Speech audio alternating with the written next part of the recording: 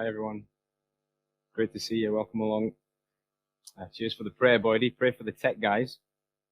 That's a prayer that's not been prayed down the centuries, I reckon, but it's been prayed increasingly by people from church over the last couple of months. We used to pray, didn't we, historically, for God to raise up people to go to this place and that place, God to raise up people with gift in this area and that area. And now, please pray for the tech guys. Every week we have some wild, crackling drama that we can't explain. Matt can get one today. And we need to keep that message out there. We need our tech guys and our tech girls. So please pray with us for our tech guys. Please let that be one of your prayers. Genuinely, pray for the tech guys. We are in week 3 of 10, the way of faith, discussing what we see as the crucial elements of the Christian faith, to remind you why we do church and why we want to see you back here with us at some point. And this week we have reached week 3, and we're looking at Jesus. Who is Jesus, and what should we do with him? That is our topic for today. Bunch of questions that we might well have about Jesus. How is it? I think about this. How is it that a Middle Eastern guy from the Middle East about 2,000 years ago has ended up as an essential element of my faith? What is that? How has that happened? How is that a thing? A guy from the Middle East. Have you not thought about that? And why does he need to die? Why is there this story of sacrifice? And where is he now? What is he now? And what do we do with him? How do we make sense of him? I think there's 3 main ways, certainly that the Western mind has processed this guy, Jesus. The first way, I think this is what we see, like broadly, the main way, is that we kind of ignore him. We overlook him. That would be the first kind of thing you would say. We kind of look at him and go something like, he's a legendary mythical sort of figure. Why should I? There's been other legendary mythical figures. That's kind of how we look at it. We look back at the story and we go, yeah, it's been added to and people got carried away and that kind of stuff. Or the other thing we say, he's just a good guy. So we look at it and we go, yeah, people got carried away as a mythical figure. Why should I bother? Or he's just a good guy. And we ignore him. When I say we in the West, or we in the world, we ignore him. The second thing that we do with him, I think that we dip in and out. We dip in and out of who he is. We have a big problem with the idea that there's just one way. One of the things that Jesus says, that the Bible says, there's just one way to heaven. And we can't fathom that. We can't process that. But we see him as a good guy, and we see some of the things that he says, so we dip in and out of what he says. I think people do that. He said this, that was good, I agree with that. Forgive people, that's got to be a good thing. And we dip in and out of his teaching. So we ignore him, we dip in and out. The other thing to do, I think the last thing that we do, is that we bulk. You understand what that word means? We get to a point where we go, I don't know if you ever stopped to think about this. It's quite intense. The story of Jesus. It's quite an intense story, certainly for the average sort of Western mind. Start flicking through Netflix to come across this story of Jesus and think about how would this affect their lives. It's quite an intense thing. And often we look at what it involves. Loads of people come to Jesus, they process it like this, they see the story and they go, yeah, well, maybe he was a god, and maybe he was a good guy, and maybe I should take more interest. But you bulk at it. It's like when you're flicking through the TV about 10 o'clock at night, you're looking for something nice and gentle, and you come across something that's going to mean you need to get really involved in it, and you go, I'm going to watch your Friends or something like that. I think we're a bit like that with Jesus. We get to him in the West, and we sort of see what's involved, and we go, nah, not for me. So keep those 3 ways in mind. We ignore him, we dip in and out, and we bulk. And what I'm going to do is, I'm going to try and make the case. I'm going to try and turn your head to think that we can't think any of those things about Jesus. We can't process him in that way. He doesn't want us to process him that way. He's not that kind of character. We either need to get to a point, here's what I'm saying, here's the gist. We either need to get to a point where we hate him, because we look at him and we go, it's madness, or we jump all in. We jump all in and we go all in deep. That's what I'm saying to you. So we're going to work our way through those 3 things. It should be a quick one. So stay with it. It should be a quick one. First thing we do is we ignore him. We look at it and we go, it's a long time ago. People just, these stories probably get added to and added to. That's probably what happened. And Jesus probably did something quite good. Some people liked him. But after that, people just got carried away. And the stories got more and more fabricated, and more grandiose, less and less believable. And eventually we just saw through it. That's probably what happened. So here's what I want to say to you, if that's your perspective. You look at these books, the Gospels, and you say, yeah, people they can't all be true. They're laced with miracles. They're laced with fabricated stories. Here's what I would say to you. All of the scholars now look at the synoptics, Matthew, Mark, and Luke, particularly Mark and Luke. We can date to within 20 or 30 years of when Jesus lived and died. 20 or 30 years. So the point is, in that 20 or 30 year period, just about everybody's still around. Just about everybody's still here. Just about everybody's still alive. And you can't, I guess this is point one, is why we should take him seriously. Why we can't ignore him. You can't fabricate something when everybody is still around. You can't do that. And the way that the gospel writers wrote didn't leave room for you to think that there might be a myth. They weren't writing these stories down as myths. They were writing them down as facts. They were making them public documents. They wrote them in such a way as to leave room for interrogation, to invite interrogation almost. So listen how Luke wrote. This is a public document. It's widely circulated around at the time. Luke wrote like this, start of his book. Many have undertaken to draw up an account of the things that have been fulfilled among us, just as they were handed down to us by those who from the first were eyewitnesses and servants of the word. With this in mind, since I myself have carefully investigated everything from the beginning, I too decided to write an orderly account for you, most excellent Theophilus, so that you may know the certainty of the things you have been taught. He's not writing a document that we might, he's not trying to get away with it. He's saying, I've investigated this. And the way that he writes it invites that critique. Tells loads of stories and invites people, he shares loads of stories and says, we were all here. We all saw this. We all did this within the lifetime of the people that were there. Paul, similarly, writing about 30 years after Jesus' death, wrote death and resurrection, wrote this about it. For what, this is in Corinthians 15, for what I received, I passed on to you as of first importance, that Christ died for our sins according to the scriptures, that he was buried. This was like a saying that would float around at this time. That he was buried, that he was raised on the third day according to the scriptures, and that he appeared to Cephas and then to the 12. After that, he appeared to more than 500 of the brothers and sisters at the same time, most of whom are still living. Do you see the way that he's inviting people to investigate it? He's being provocative. He's saying, this happened. And there's 500 of these people in this place, and they all saw that it happened. You can't get away with writing about something such as this, such a grand claim as Jesus being raised from the dead, as Jesus being God. You can't expect to write that, and 20 years later, people wouldn't challenge it if it wasn't true. It's a bit like somebody writing now. You look back, what happened 20 years ago? 9/11. It's a bit like somebody going over to America now, writing a blog and saying something like, yeah, the firemen went up the East Tower, but none of them went up the West Tower. We know that. If it wasn't true, you couldn't get away with it. You write something like that, and your document would never get off the ground. Your piece would never get off the ground, even if in one of my little blogs that nobody reads, even if I, I'm a bit bitter. Even if I wrote something like that, people would write in. They wouldn't let me away with it. There's no way I would get away with it. If it weren't true, you couldn't get away with it. That's what it is about the Gospels. They weren't fabricating stories. They weren't making stuff up about this man Jesus. They were writing about something that they saw with their own eyes. Maybe that they couldn't even explain at times.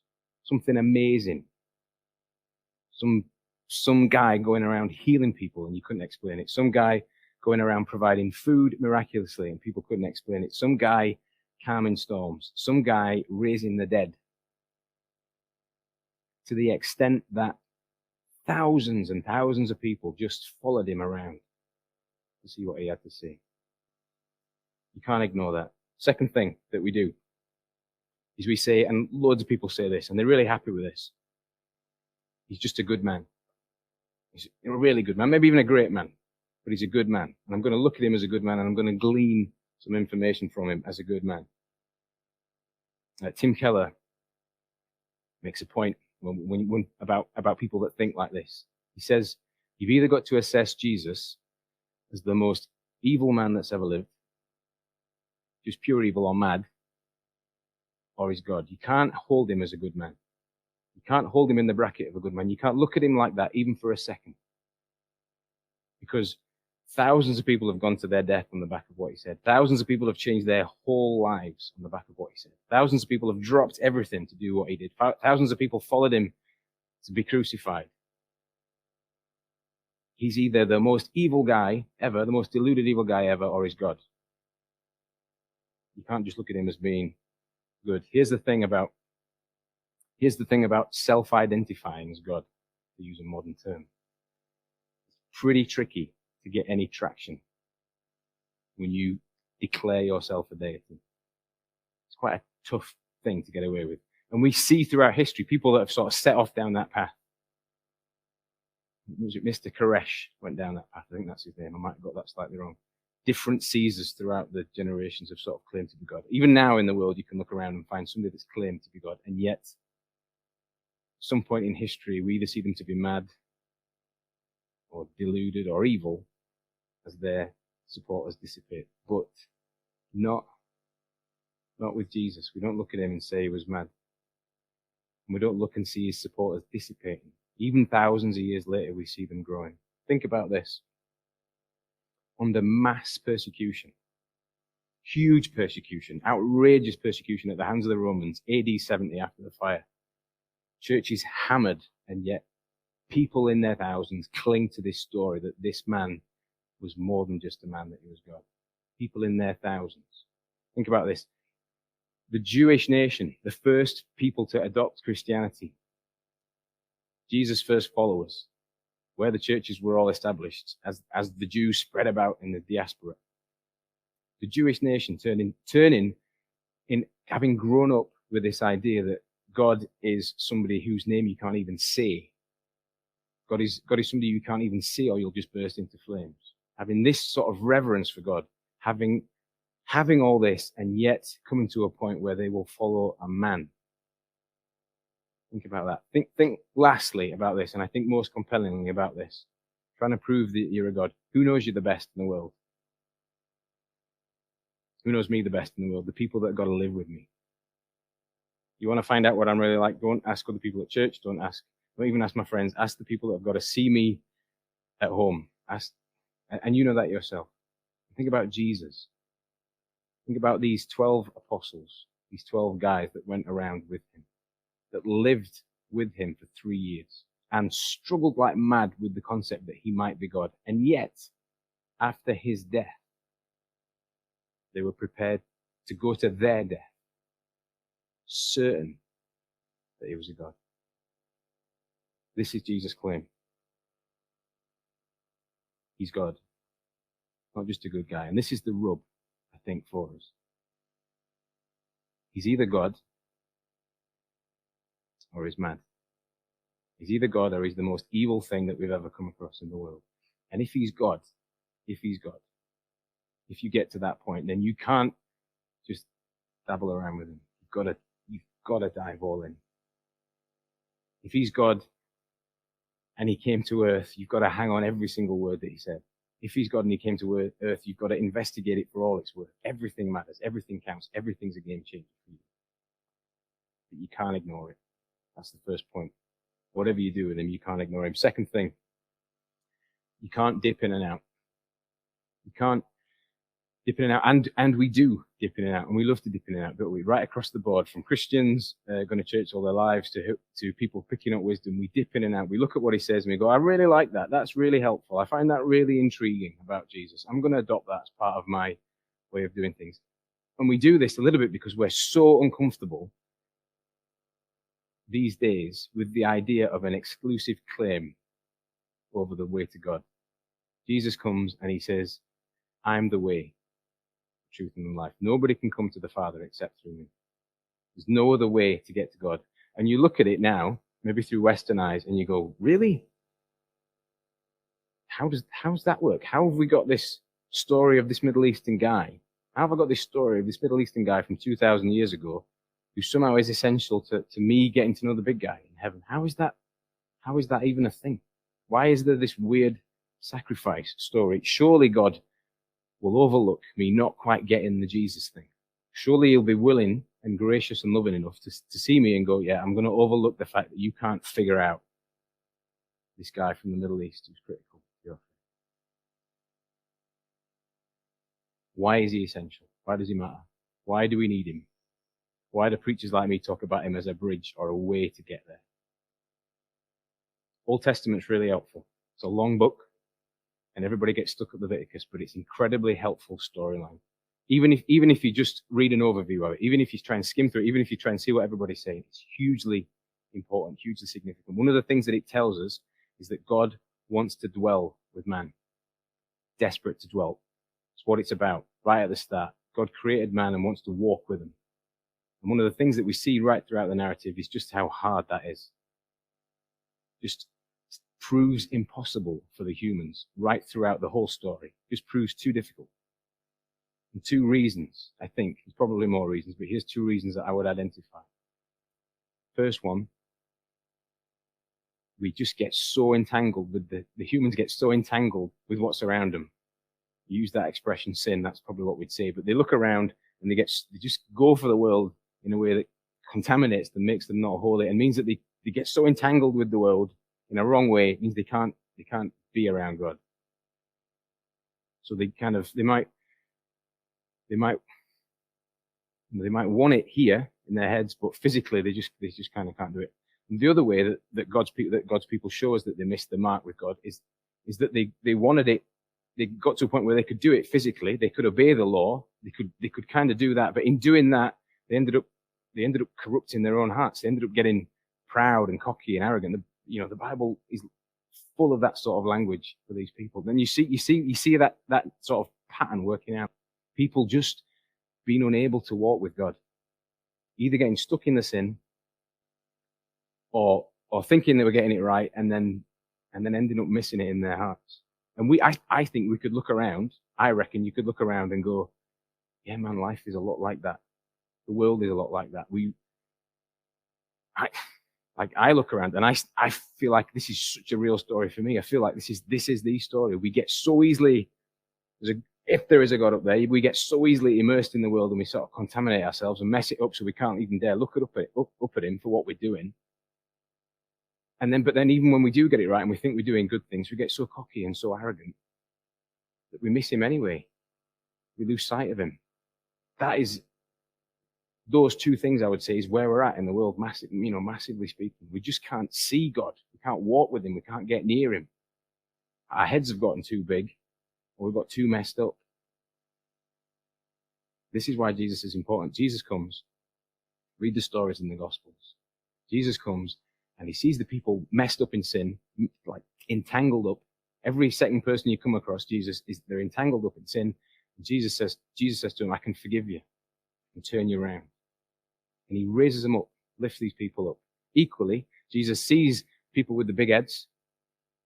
Bless them, it ends up being the Pharisees and the Sadducees, but I think they represent loads of us. He sees them with the big heads and he brings them down and humbles them whenever he can. This is what Jesus does. And when we think about Jesus on the cross, and this is where he brings life change. This is where he makes God visible. This is where he brings us to a point where we can connect with God, because at the cross, he takes people like me and you and he forgives us our sins, but because of who he is, because it's God, because it's such a humble action, because it's such a beautiful, awesome thing that he does, our heads can't get blown up about it. He lifts us up and he humbles us at the same time. He gives us the perfect view of God. He allows us to connect with God. Nobody else can do this. Nobody else was perfect. Nobody else could give this much of themselves. Nobody else could move our hearts like this. And you kind of look at it and kind of look at it on the one hand and you go, why do we need this story of Jesus? And you look at it on the other and you think, this is the only way. This is the only way anyone's going to see God.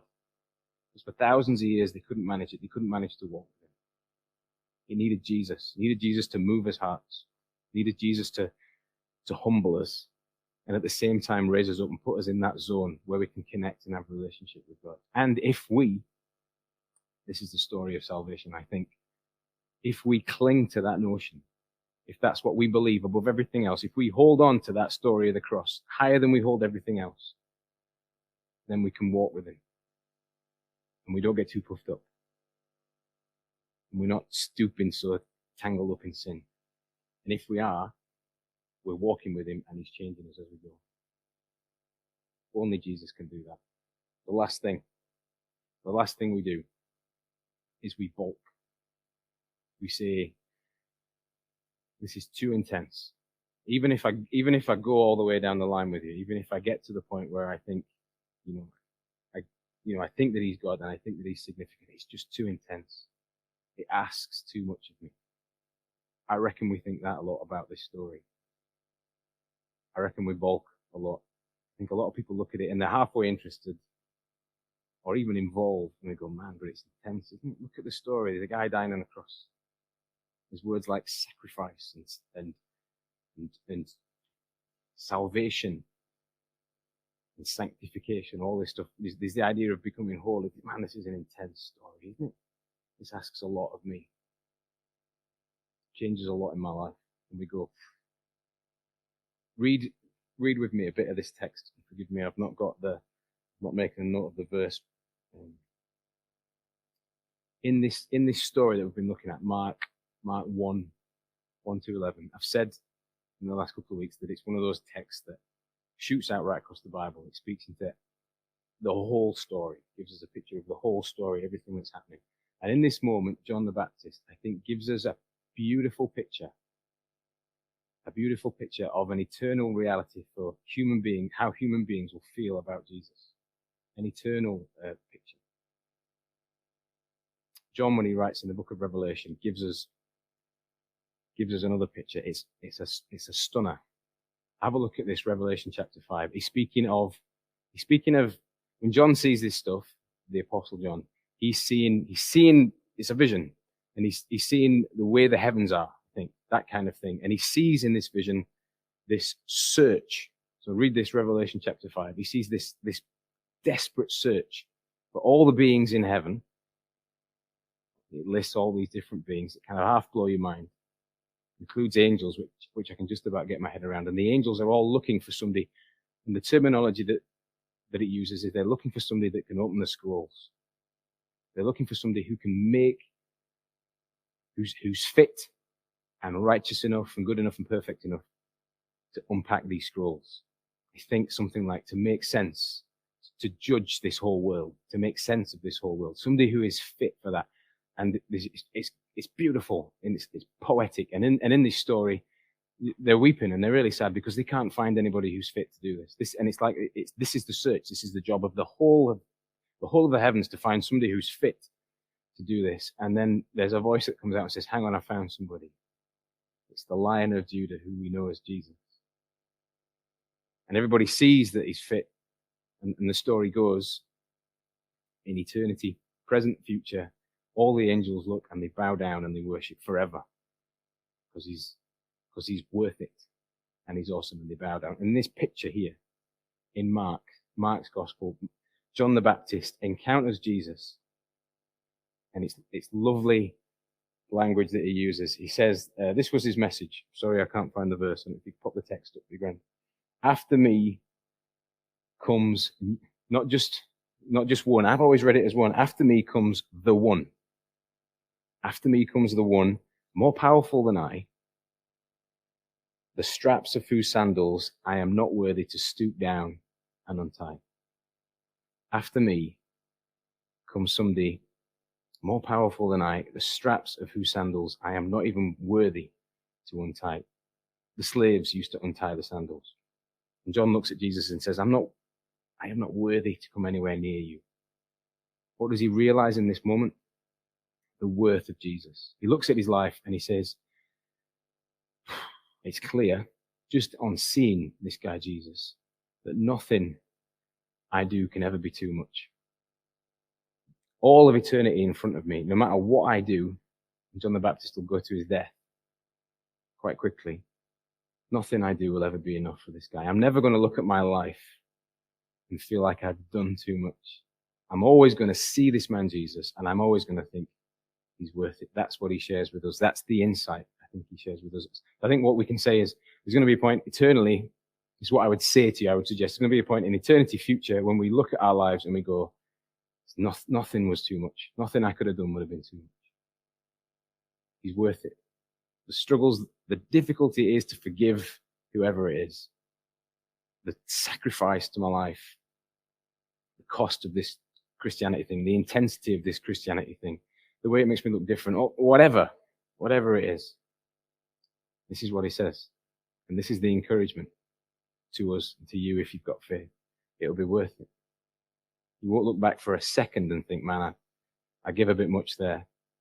I really regret that I forgave so-and-so and so-and-so. I wish I could have hung on to some bitterness there. You'll look back, he says, and you'll say, this Jesus was worth it.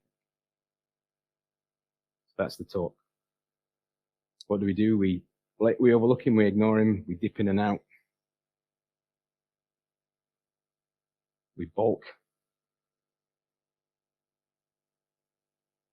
But who Jesus is doesn't leave us there. If he's God, and he is, it changes everything. And we've got to jump in. Okay, so thank you for that, Ash. That was a great message. Bold claim that you make, saying that, we need to make a decision. Like, who is Jesus? And if we make that decision, then obviously that affects our mindset, where our lifestyle choices go and everything. Do you want to talk a little bit about that and kind of, because that's kind of where we started, wasn't it? I think it's just that realization that Jesus, it's really easy to look at the story and think that he's a really nice guy, that way, and you can just toddle along with him. And actually, it's really helpful to know that, I think it's really significant to know that he disrupts stuff more than that. He's more pivotal than he's nice, I would say. I think he tips you one way or the other. If you really dig into it, if you really dig into his claims, you can't just go, as I referenced Tim Keller, you can't just go, he's nice. You don't end up with him being nice. And it doesn't leave you where you can just pick and choose from his teachings. He leaves you in a point where you've got to go, but he really said he was God. Loads of people died. He was either crazy, or he's God. And if he's God, we've got to jump in with him. So I would say he's more pivotal than nice, and he tips us. And I think I reckon that's the journey that we work out. If you go through it over time, eventually you get to the point where you go, I've got to go all in with this, or I've not. I think that's how we work our salvation out. I think you've got to go, I'm in, because I recognize that he's God. And if he's, it's so significant. If he's God, it's such a big claim. So if you can't ignore that. If he says he's God, or if we believe that he's God, so jumping in, what does that even look like? Jumping in. I think that looks like digging around it. Good one. It looks Sorry, that was off script. Yeah, it's all right. I think it looks like the journey that the disciples had. I think it looks like there's an expression that goes, you walk in that the disciples would have been familiar with, in that you walk in the dust of your rabbi. And it's the idea that they followed him so closely that they got dusty off of him. And I think that idea in terms of discipleship and Christianity is that me and Boyd are just trying to stand in the right place, that you follow him and you're willing to get dusty. Right. And you're not only willing to get dusty, but in following him so closely, you end up walking in his footsteps and doing what he does. So I think jumping in is discipleship, probably. Yeah. Which is, and that's the other thing, it's intense. Yeah. And it is intense. Christianity is intense. It is like when you flick.